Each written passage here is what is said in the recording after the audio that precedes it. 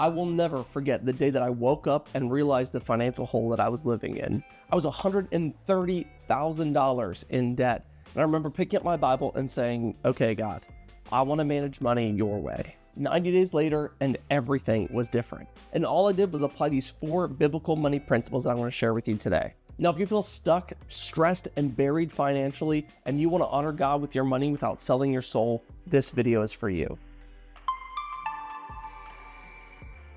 As I look back at the debt that I was in, it was really a result of just a few bad decisions. I was making a very small amount of money, and I had no idea how it was supposed to pay for my living expenses and my debt. I had no idea what I spent monthly. I avoided checking my bank account, and I justified silly purchases emotionally. I knew it wasn't a good situation, but the less that I knew about my money, the more I was able to pretend like it wasn't that bad. It really was an area of my life that I kept from God, and it felt like good Christians shouldn't care about money, and so I didn't. But the turning point for me was seeing the truth in 1 Timothy chapter 5, verse 8, where it says, if anyone does not provide for his relatives, and especially for the members of his own household, he has denied the faith and is worse than an unbeliever. Now that verse wrecked me. Not because I didn't want to provide for my wife and my kids and my grandkids, but because I wasn't taking the necessary steps to be able to provide. I was dating my now wife, and I know what you're thinking, I looked a little bit different back then. But I was starting to realize that my financial decisions weren't just going to affect me, now they were going to affect my wife and my kids. And if I wasn't willing to get wise about money and start digging out of this financial pit that I had created for myself, it wasn't just going to affect me anymore. This just totally flipped my perspective of my money on its head. And I had this deep conviction that I had to learn the biblical way of managing money. And after hours of studying the Bible and learning from financial advisors, I came up with these 4 principles that I applied to my financial situation that allowed me to turn my finances upside down in just 90 days. And the first principle I applied was to stop the bleeding.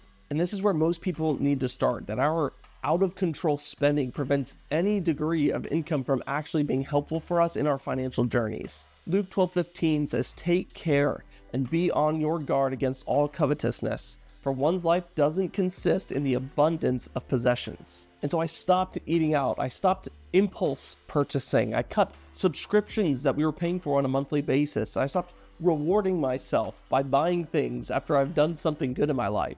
The second principle was to give every dollar a job. Instead of just letting money flow in and out of my bank account, I actually did an audit and figured out where every dollar needs to go. Whether it was going to an essential like rent or something like that, or it was going towards debt or even into my retirement accounts, every dollar had a specific job in my wealth creation journey. And in order to do this, I had to come up with a specific and detailed budget. And so what I did was I created this Google sheet and I categorized each of my expenditures so I could see exactly where each dollar is going. And I even created this cool wheel that shows what percentage of my income is going to what part of my life. If you want that exact same budgeting sheet, I've actually linked it below here and you can get it totally for free. The third principle I applied was to attack my debt. Romans 13:8, referring to debt, says, owe no one anything except to love one another. For the one who loves another has fulfilled the law. As I thought about how this verse applies to my life, I thought about how every dollar that we make can be used to glorify God. But when instead our money is being given to somebody else because we're in debt to them, it limits all of that. And this attitude is more than just a distaste for debt, it's a disgust for it. It's an intentional switching of the mind as we stop following the pattern of this world that tells us that debt is just how people live their life. And it turns us into this new mindset and this new person that decides to live life in a way that honors God instead with our money. The reality is that each of these principles is so difficult for us to apply unless we latch our mind onto the future results and the goals that we're hoping to achieve by implementing them. So I'm going to share with you the results that I got from implementing these principles after I go through the fourth principle, which is to increase your income. One of the things I learned is that there's really 2 options that you have in any point in your financial journey, and that is to increase your income or to decrease your expenditures. And the reality is you can only decrease your expenditures so much before you're out of room to grow. And at that point, you need to turn to increasing your income. This is where we start implementing skill stacking in our profession. And asking for raises on account of the extra hours that we're willing to work, or maybe even starting a side gig that can bring in some extra cash. If you're liking this video, I ask that you would like and subscribe below so I can keep making videos like this one. The beauty of God's money management plan is that it brings results. And over 90 days, I'll watch my financial situation flip on its head. And I'm going to share those results with you so you know exactly what to expect over the next 90 days of your journey. The first thing we did is we built an emergency fund. And looking back on it now, it's a beautiful thing to remember because over the last 6 months, my wife's car ended up breaking down and we had to buy a new one. And without that emergency fund, that would have been an emotionally triggering situation. But because we had planned for the unexpected, we were able to make a new purchase over a new car without any issues at all. The second result was that we started paying off debt. That for the first time in years, I wasn't accruing more debt, but instead I was actually paying off the debt that I owed. To such an extent that in 3.5 years, me and my wife were able to pay off every dime of student loans. The third result it had was that it improved our marital stress.